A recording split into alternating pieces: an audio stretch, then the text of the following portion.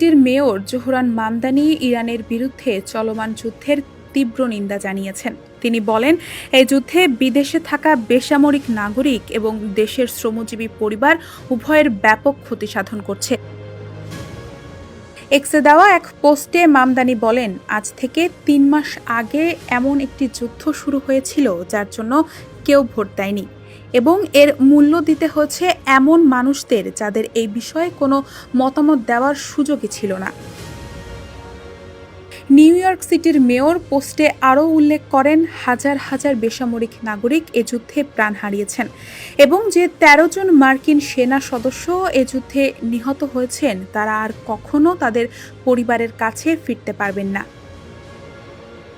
তিনি আরও বলেন, যুক্তরাষ্ট্র জুড়ে এবং আমাদের শহরের আমেরিকানরা এ যুদ্ধের কারণে পেট্রোল পাম্প ও মুদি দোকানের পণ্য সামগ্রীর দাম বাড়তে দেখেছেন।